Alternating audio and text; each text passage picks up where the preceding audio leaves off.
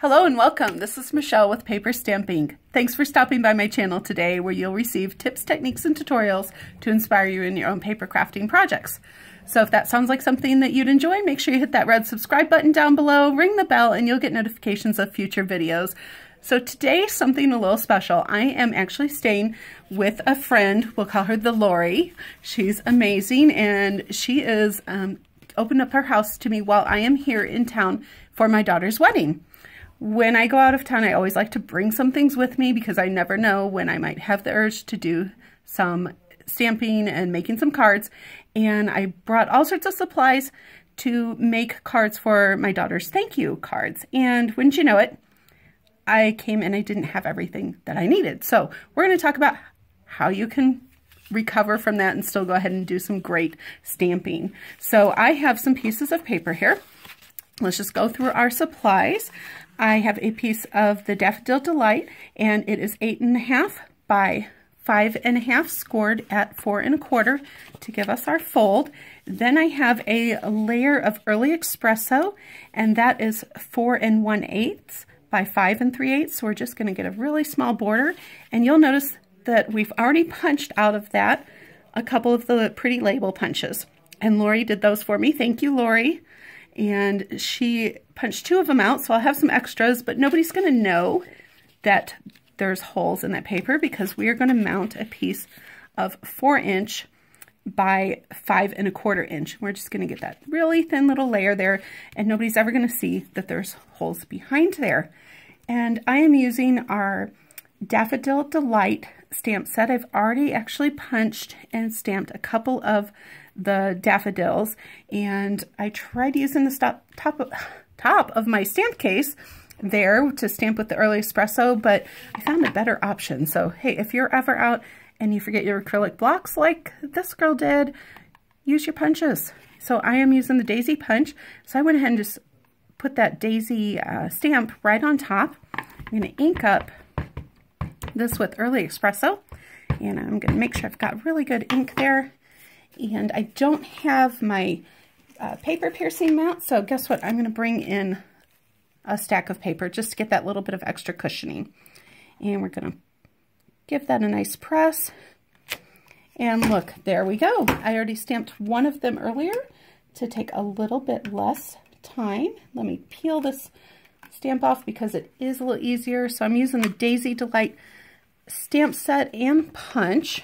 I'm going to come in here and just line those up and just take a moment to get those lined up well. Give that a pop out of there, and I've got my punch caught, so hey, things happen. So let's go ahead and get that scrap. I think I had a little piece of scrap caught in there. And we're going to come in and punch our second daisy once I line that up. Psst, this is the Lori. Does your audience know that you're supposed to stamp first, then punch?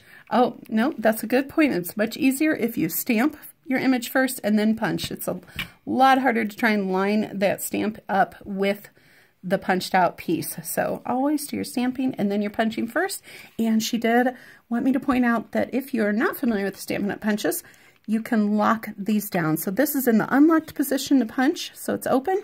Close that down and slide that lever, and then they're nice and compact and great for storing. I learned that today too. So we're going to come while we've got the ink pad out, and I'm using one of my other punches that I brought to use the thank you stamp. And I got that from a different stamp set. I got that from the Thankful Thoughts stamp set. And we're just going to come in here and stamp that thank you down. Come back with that pretty label punch. Again, easier to stamp first and then punch. And let's line that up. There we go. We're going to take that Early Espresso piece that we punched out earlier. Let me move this over to the side so that you guys can hopefully see that a little bit better. I'm going to take this and I'm just going to cut that right down the middle. And that's going to allow me to layer this piece. So I'm going to get a little bit of that Early Espresso peeking out from behind. let's go ahead and put a little bit of Tombow Metal Multi. If you've watched my videos, you know this is my adhesive of choice. I love that it gives me room to wiggle my papers around and make sure I get them in just the right spot before it sets. And let's get this side on.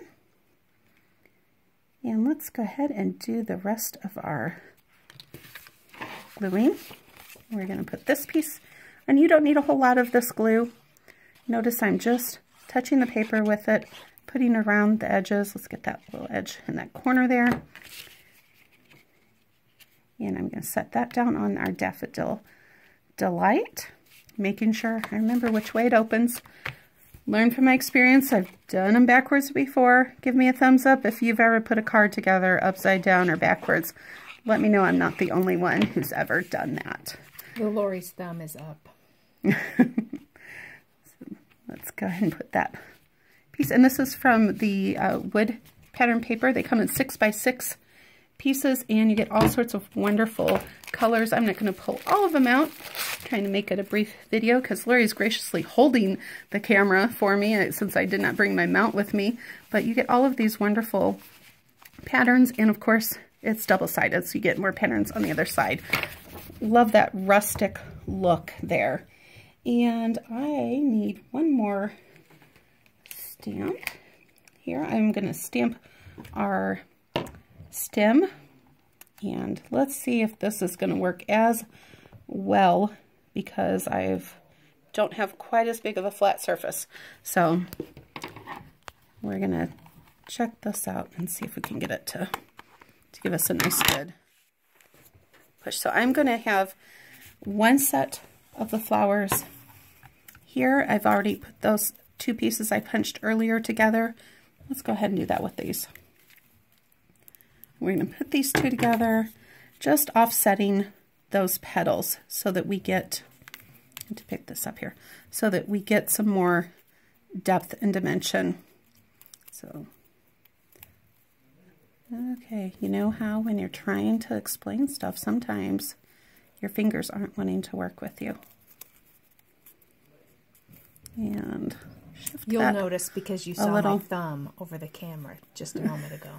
I understand. So, all right. So there we go. We're going to call that good on this one.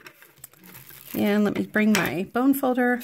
I'm going to come in and I am going to just give it a little bit more dimension and some curl there. All right.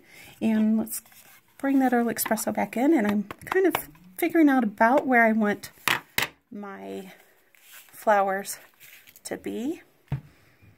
And I'm going to come in and, whoops, punch some stems. Now, I didn't get all that down there, but that's okay because we're going to put the label down there, the pretty label punch piece. And so it doesn't need to cover all of it. We're just getting part of those stems in there. Let's come on in here. And I'm going to put this one about there, this piece about here, and you know what? We are winging it today, so I am going to grab one of my other stamps here. I didn't bring a small hole punch to do the middle of this flower, but I'm going to bring in again one of my stamps from the Daisy Punch. We're just going to stamp the center. Now, I don't have anything that I can see through though. So let's see what we can do as far as getting that lined up. We're really winging this, guys. I'm going to actually take that off and just use my finger because it's a small enough piece. Oh, there we go. I think that worked fine. So, you know, when you find yourself without all your tools, take some time and improvise. We can always find ways to make it work.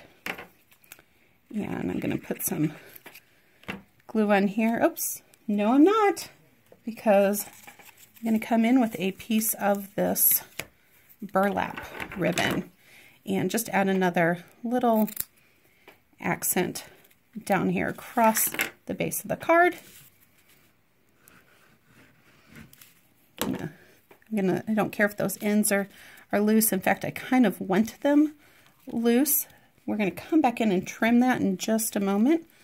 So I am just lining that up and put my thank you image on there, and I'm offsetting that slightly. Let's move a little bit more over to the left. Everything doesn't have to be centered, you know. It's hard for me.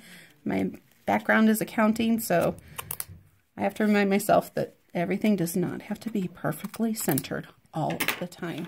And there we go. There is our thank you card for my daughter's wedding thank yous. Now, if I want to later, I may come in and put a piece of Whisper White in here, but I think this paper is light enough that she can write her sentiments in there, and she's not going to have any excuses for not sending those thank you notes, right? So thanks for tuning in. Have a great day. Do something creative and share it with someone you love.